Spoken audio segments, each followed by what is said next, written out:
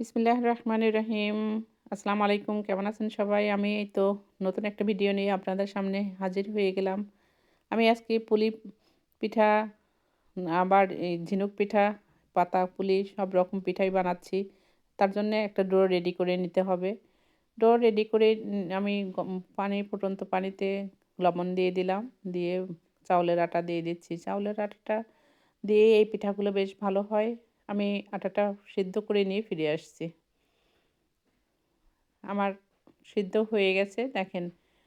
এটা একটা soft do ready করতে হবে। এটা বেশি শক্ত হলে ভালো হবে না, ফেটে যাবে। এই তো আমি একটা প্যান দিয়ে দিচ্ছি, দিয়ে একটু চামচ ঘি দিয়ে দিলাম, দিয়ে নারকেল দিয়ে দিচ্ছি। নারকেলটা একটু ঘিতে ভেজে নিয়ে আমি পানি শুকায় গেলে আমি চিনি দিয়ে দেব। এটা ভাজতে, ভাজতে কালারটা চেঞ্জ হয়ে যাবে। আমি একটু এলাচের গুঁড়া দিয়ে দিলাম ফ্লেভারের জন্য। আপনারা ফ্লেভার পছন্দ না করলে দিবেন না।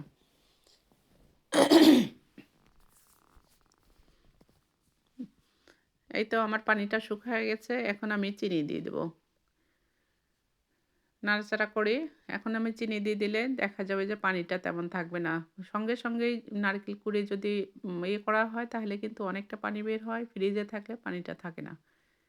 এই তো আমি অল্প একটু চিনি দিয়ে এটা একটা ডো রেডি করে নিলাম। আমার ইয়েটা হয়ে গেছে, হালুয়াটা হয়ে গেছে। এখন আমি পিঠা বানানোর জন্য ডো রেডি করে নিচ্ছি। আমি অরেঞ্জ কালারের আম ব্যবহার করছি। অরেঞ্জ কালারটা আমার কাছে দেখতে অনেক ভালো লাগে। গ্রিন কালারটাও অনেক ভালো লাগে, যে যেটা পছন্দ করে। আমি এটা একটু নারিকেলের পুর দিয়ে দিলাম। অল্প, অল্প করেই দিতে হবে যেন সাইড দিয়ে বের না হয়ে যায়। বের হয়ে গেলে কিন্তু এটা মুখটা বন্ধ হবে না, খুলে যাবে। এই তো আমার একটা পিঠা বানানো হয়ে গেল। আমি একটু ডিজাইন করে নিচ্ছি। আর চিরুনি, একটা নতুন চিরুনি দিয়ে আপনারা ডিজাইন করে নেবেন। আমি একটা ছোট্ট নতুন চিরুনি দিয়ে আমি একটু ডিজাইন করে নিচ্ছি। ডিজাইন করে নিতেও পারেন, নাও করতে পারেন। এটা যার, যার সুবিধা মতো শেষে করে নেবেন। এই তো আমার একটা পিঠা হয়ে গেল। আপনাদের সুবিধার্থে আরেকটা আমি দেখাই দিলাম। এটা ১ হাত দিয়েও করা যাবে, ২ হাত দিয়েও করা যাবে।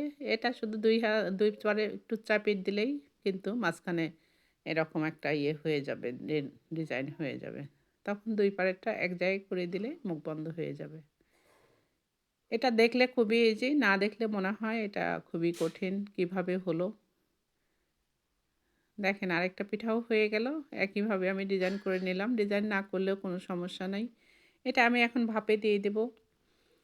কেউ, কেউ দেখা যায় তেলের জিনিস খেতে চায় না, খেতে পারে না। তারা কিন্তু ভাপের পিঠাটা অনায়াসেই খেতে পারবে। কোনো সমস্যা নেই। এখানে একটুকু তেল ব্যবহার হয়নি।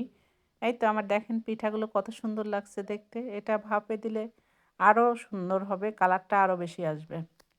আমি এখন রাইস কুকারে গরম পানিতে উঠায় দিছি। এখন আমি পিঠাগুলো সাজায় দিয়ে দিচ্ছি। আমি এখানে গ্রিন কালারেরও কিছুটা পিঠা করে নিছি। দেখেন আমার পিঠাগুলো কেমন হয়েছে। আপনারা ভালো থাকবেন। আল্লাহ হাফেজ।